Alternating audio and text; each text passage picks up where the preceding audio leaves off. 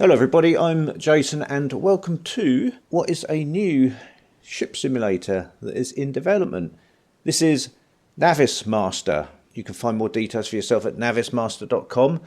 But what I've got here is basically an alpha download, and it's really on a sort of tech demo stage at the moment. Looking at the roadmap on the website, there's still a lot to go on with it.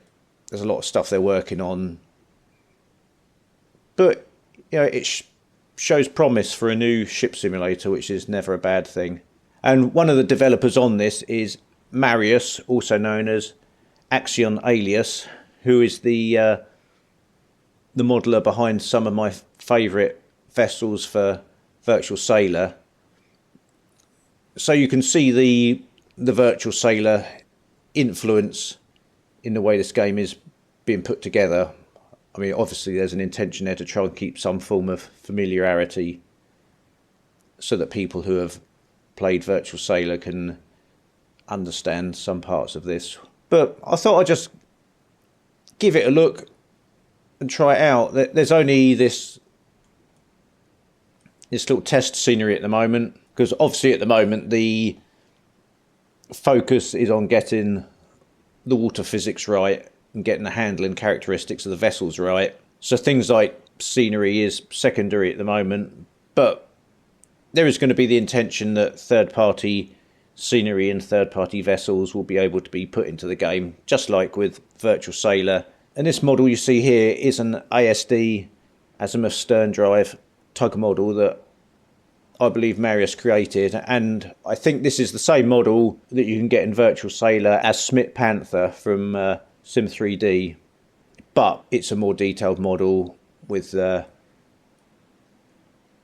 more polygons and higher resolution textures. And to just take a look at it, we can zoom inside and have a look at the model.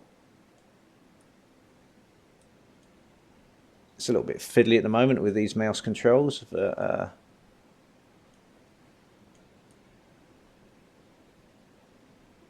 it's a nice model. I'd say nothing's actually operates in here at the moment. But yeah, as models go, it's very nice. So I've always been impressed with Marius's modelling ability. And if we just switch it to night time, again, there's very basic weather and time simulation in here at the moment, but if I just put it to night time, you'll see we got the nav lights there. We can switch on and off. We've got some deck lights in here, which again looks very nice. We've got searchlights here, and then with these sliders here, we can move the searchlights around.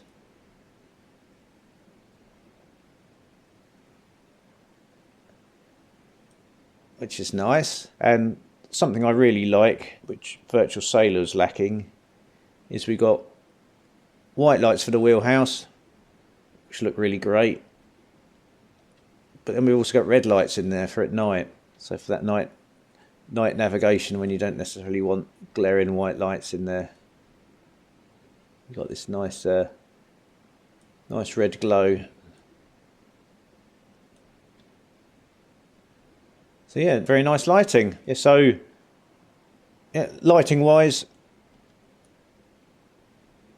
again, very, very impressed with the way this model looks. But now we're back in the daytime. Let's see how this tug actually performs. I have actually driven an ASD tug of around about the same size as this, so I can speak from a little bit of experience on some aspects of this. Not the full control of the tug, but I can comment on some things based on my experience of driving one of these and what I was told instruction wise whilst I was driving it.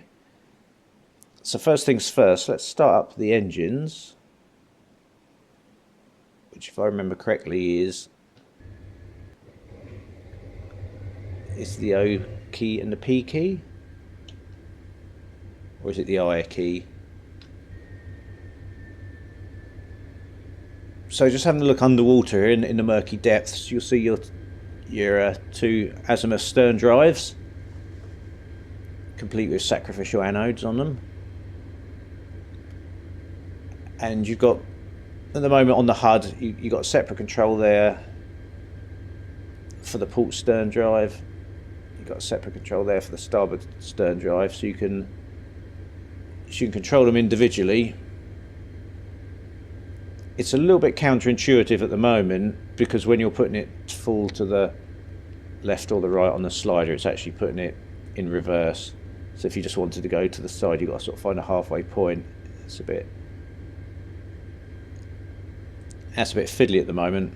The tug that I drove actually had controls that went forward and backwards. So if you had the control in the full forward position, it would basically be there, and it would only rotate one way. It would only rotate, if I remember correctly, outboard. So then that would be like the 0 position, and then when you pulled the control back, it would go to that. I don't think you had the option. Hang on, so I don't think you had the option for them to actually rotate both inwards like that. But again, that could just be that particular tug that I drove. And then using the cursor keys left and right, you can turn both together for traditional steering. Anyway, and then hitting the spacebar returns everything to the central position, like in Virtual Sailor. And then throttle wise, you've got independent control there of port or starboard.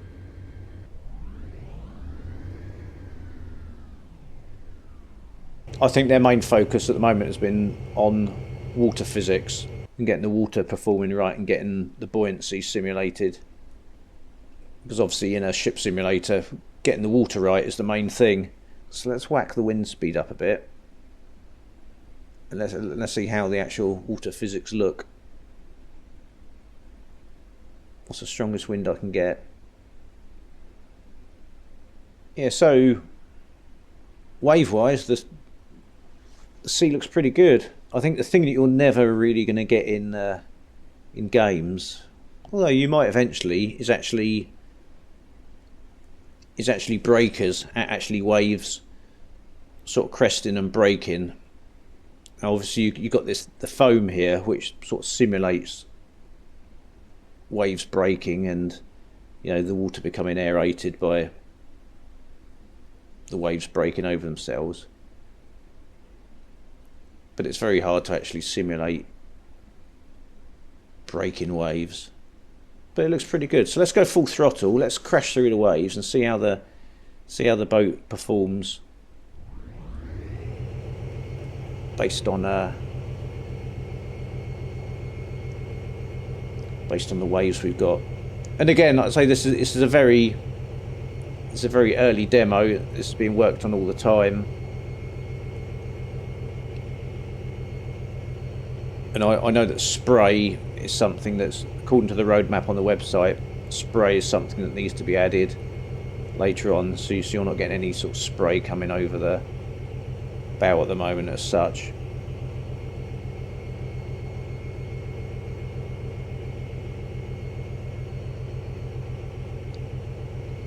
But it's a work in progress. I've seen one video on Marius's YouTube channel where there appears to be a first person sort of camera and a third person sort of pilot character walking around on deck. So that'd be interesting if we actually had a proper first person or third person sort of avatar mode. Nice looking wake as well. You got like a natural wake that rather than the wake just being a sort of an overlaid image, and the wake actually sort of foams up and then sort of disperses naturally as the waves hit it. So the wake looks really good. I say the foam on the sea looks good. The vessel motion looks good. The sort of pitching and rolling looks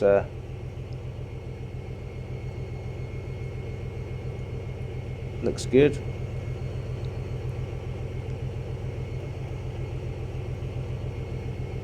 So yeah, so far as as far as the water physics go, I'm very impressed with the way this is looking. I'm going to be keeping a keen eye on this.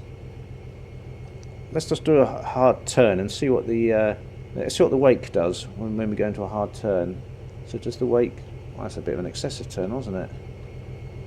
Let's go for a more. Hang on, let's go for a more shallow turn.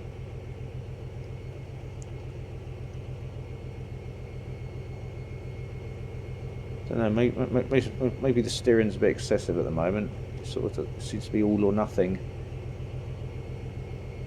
But again, you've got a natural looking wake there. The wake is the wake's following the curve, and you can still see where we've gone. It's not like it's an image that just sort of fades away once you do a turn. Yeah, you sort of